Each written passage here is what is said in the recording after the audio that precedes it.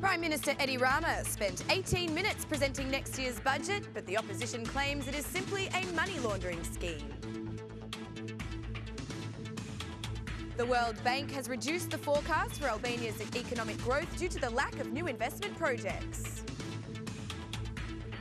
4 prosecutors have been selected as candidates for the High Prosecution Office, have had their files passed on to begin the vetting process.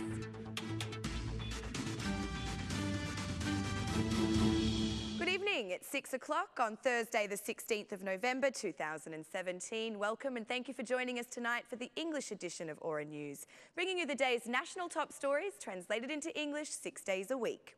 Prime Minister Rama devoted 18 minutes to the 2018 budget presentation, which is forecast to realise a 4% economic growth.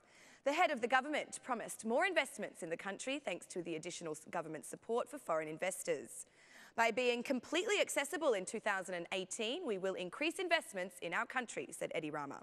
Speaking about the property tax, the Prime Minister suggested that pensioners and vulnerable groups would be excluded. Pensioners and people in need are excluded from property tax, said Rama. According to Rama, reducing the VAT threshold will assist in reducing informality. The 2018 budget predicts to have 464.2 billion lek in income, while aiming to reduce public debt by 2.5%. The opposition leader called on the members of the majority not to vote in the 2018 draft budget, as he considers it a budget of crime. According to Basha, the €1 billion budget involving public-to-private partnerships is aimed only at laundering drug money. The budget's PPPs project is for cleaning dirty money, said Lulzim Basha. Basha also objected to the lowering of the VAT threshold for businesses, as this would only increase costs. According to the head of the Blue Party, the threshold is only being made to favour the Prime Minister's brother. On the other hand, for the head of the government, these are personal attacks by the opposition leader that have no factual basis. You are just making claims of a personal nature, said Rama. The government's initiative for offering fiscal support to the tourism industry triggered debate in Parliament too. Investment in tourism is also just to clean up crime money, said Basha. We will yield great rewards from our tourism branding through these investments, replied Rama. The opposition chief accused the government of having a drug problem, while the Prime Minister asked him to bring concrete arguments with supporting evidence for the debate on the budget. Following this initial session, the draft will return to the Parliament to be approved article by article.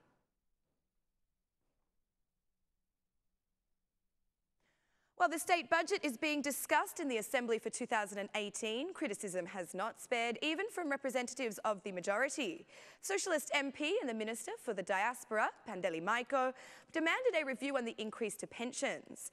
For Maiko, the Ministry of Finance must review the calculations relating to the growth of pensions, as the 10% increase in his judgment does not make any difference to the daily lives of pensioners. In taking advantage of the dismissal of my colleague Ahmed Tai, because I have given the word to him that I will speak without reservations about budget issues, such as the raising of salaries and pensions. Those in the Ministry of Finance are delighted to increase the pension by 10%, because an increase of 10% on their salaries provides them with a fancy dinner. A 10% increase to the salary of a pensioner buys them an extra chicken thigh.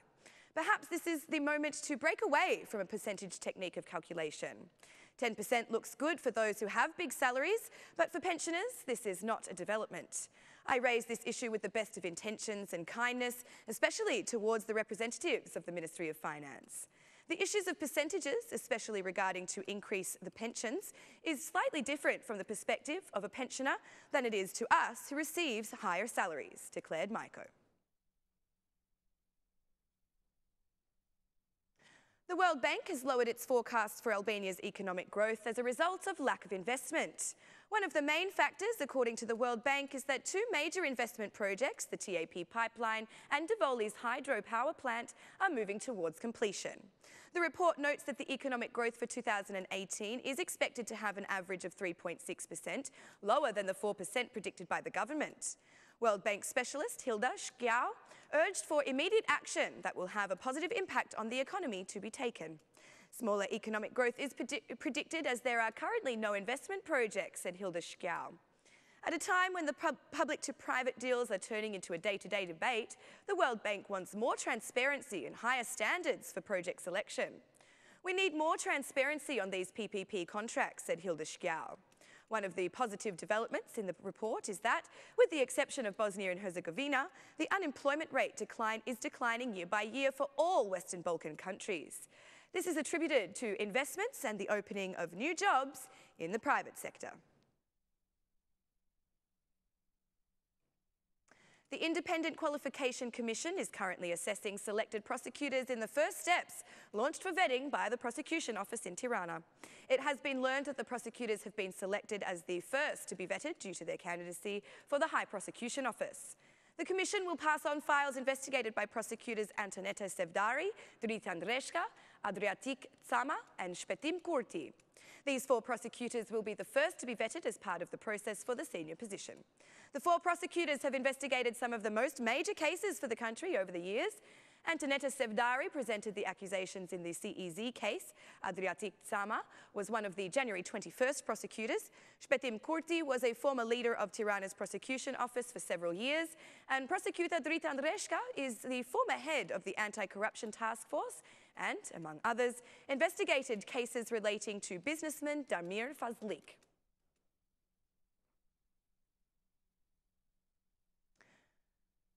The registration period for the American lottery will end on November 22, 2017 at 6 p.m. Applications were previously being accepted last month. However, due to technical issues, American Ambassador Donald Lu announced that none of the previous applications will be processed and announced a new application period to take place from October to November. Via a status on their official Facebook page, the US Embassy once again reminded anyone wishing to participate of the deadline for the applications. Remember that the registration period for the American lottery expires on November 22, 2017 at 6 o'clock, reads the advice on social media. The Embassy has also provided a link to a video with further advice for anyone wishing to enter the draw to win the American residency. The video outlines the top 5 tips to ensure your application is accepted. They are to read the rules, ensure you apply only once, that your photo meets all the requirements, that your data is entered accurately, and that all citizens are aware that the application process for the American lottery is free of charge. For anyone who has entered the American lottery, we wish you good luck.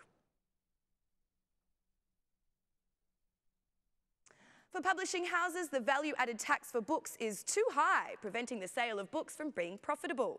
In the words of the publishers, culture should not be taxed. They request the government reduce the current rate of VAT by 20% from 5% of the sale value to 4%. According to the chairman of the Publishers Association, this would also reduce the price for readers. VAT reduction will be in favour of the reader, said the association chairman. Despite the concerns on pricing of books, November is still a great month to grab some additions to your library. And undoubtedly, the best destination to do so is at the book fair. The booths offering discounts ranging from 20 to 50% are the most frequently visited. Although some titles have seen price reductions applied, citizens have expressed concerns that some titles carry significantly high costs. The price is too high, said a citizen. However, for some book lovers, great reads are a great value at any price. The Mayor of Tirana, Erion Veliai, inspected the completion of the works for the residential block at the Ala and Shachuri Brari streets near the zoo. In his speech, the Mayor emphasised that the neighbourhood has been transformed from a muddy area into a completely new picture. I'm very happy because just a few weeks ago in early autumn, we were here in the zoo area. With what I saw before, to be honest, I did not really know if it was better to be living actually inside the zoo or in the surrounding neighbourhoods. I say this without humour because the situation really resembled one of those episodes of Hoarders with people living in clay, dirt and dust. Today is a different situation, so I want to thank all the colleagues who have done a fantastic job over the few weeks. A job done in record time, but also to the highest quality, said Erion Veliai. The Mayor went on to discuss the full scope of the project. This is part of a project to rehabilitate 200 roads, so we have a bouquet of roads that are being rehabilitated throughout Tirana. We will continue to focus on neighbourhoods around the zoo. We will work closely in the area close to the top of the hill. We will be sure not to neglect the former commune of Farc, as it is now included in the municipality of Tirana. We do not make a differentiation between this area and any other area in the municipality. We are working from the far end of Lake Farca to the other extreme, which is actually the border between Farca, Salita and Combinat, said Arian Veliai. He stressed that the difference between the centre and the periphery will be reduced even further by the additional investment envisaged by the 2018 draft budget. In addition to the investments into the neighbourhoods surrounding the zoo, the City Hall has also announced a project to rehabilitate the zoo itself.